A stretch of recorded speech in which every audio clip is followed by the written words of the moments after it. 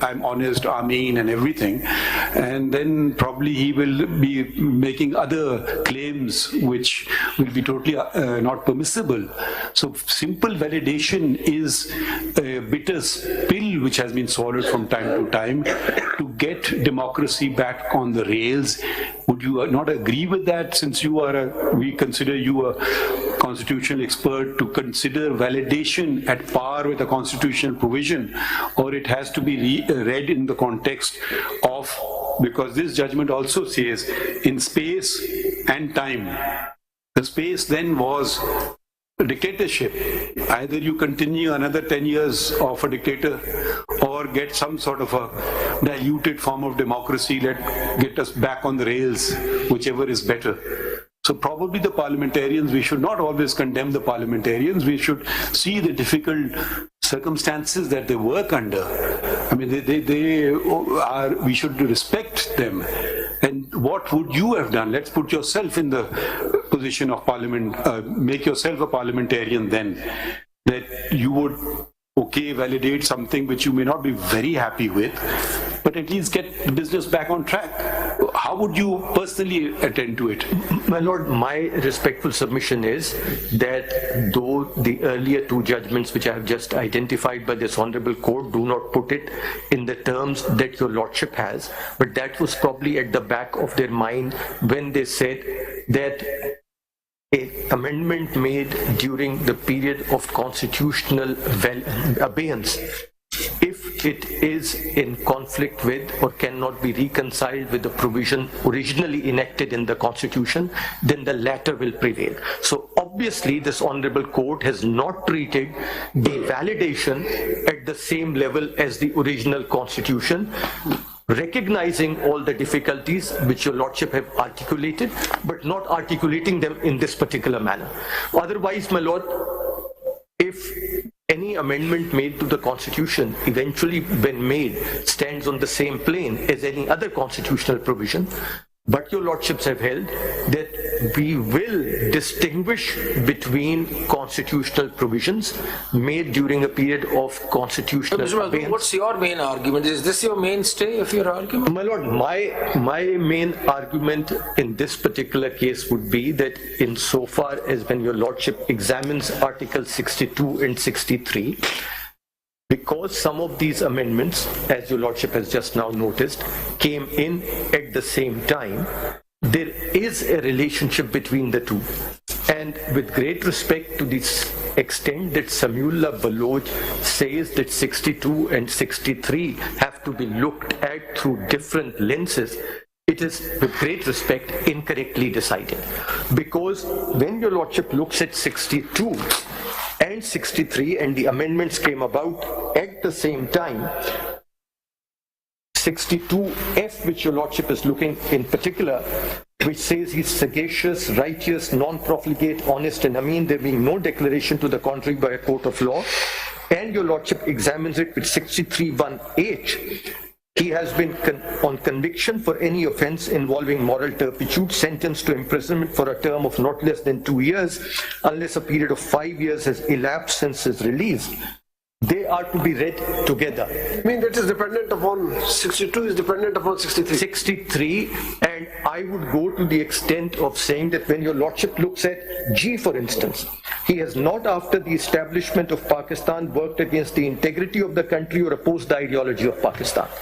It has to be related to H, which says he has been on conviction for any offence involving moral. So what does that mean? I mean, where does that leave these provisions 62? My Lord, what's the effect? My submission would be that unless there is a conviction, and that would be the declaration I would be seeing, not at... So what are these clauses?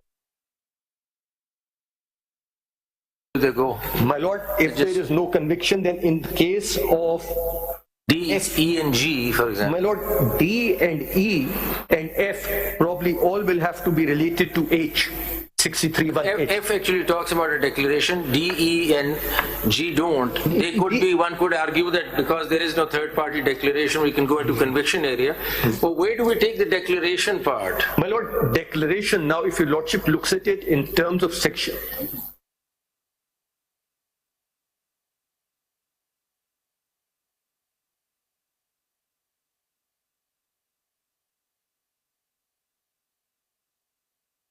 one thing which immediately comes to mind is Section 42 of the Specific Obviously, Relief Act, yes. which talks about declaration of a the legal legal character. Now, this cannot be that kind of a declaration because, as your lordships have repeatedly observed, a negative declaration is impossible to obtain.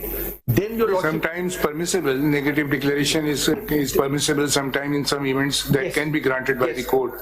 there has been some totally bar of revisitation negative declaration. or some revisitation of Alvi Sons, but otherwise that remains good law. Then if your lordship looks at 199, that also is talking of declarations being made by this honorable court, but that's in a completely different context. That is only Then what do you make out of this declaration for a court of law? My lord, I would say that the term is not used specifically in the section 42 sense of the term. Maybe it's a constitutional declaration. It's a constitutional declaration, and that the declaration which the Constitution is envisaging is there has been a conviction already under 63(1)(h). And then there is this gateway. He cannot file his papers before the returning officer because at that time the returning officer may refuse to accept them.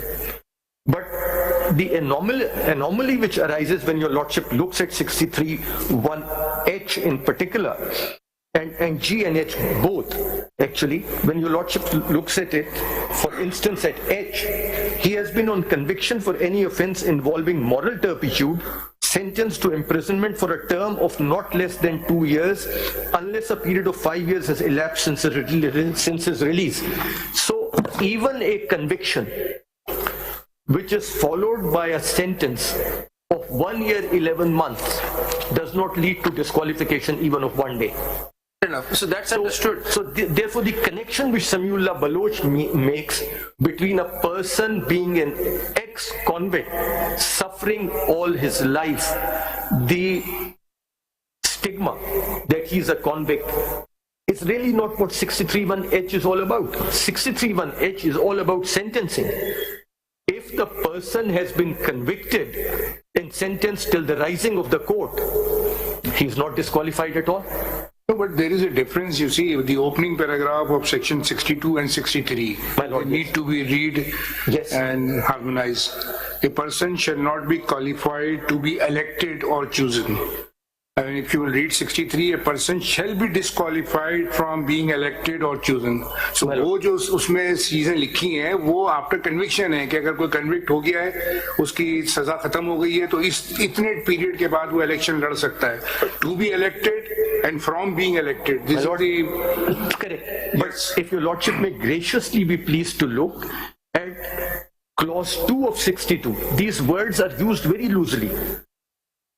The disqualifications specified in paragraph D and E doesn't talk about qualifications. Article 62. But both are dealing Clause two. different situations. No, my lord, Article 62, clause 2 is talking of disqualifications under 62. It's not talking of qualifications. So this is very loose language which has been used. Practically interchangeable. Interchangeable language. Because One question which I have, DE My lord. does not have the wording there being no declaration to the contrary by a court of law. My lord, yes. When does DE वापस आएंगे इस break के बाद.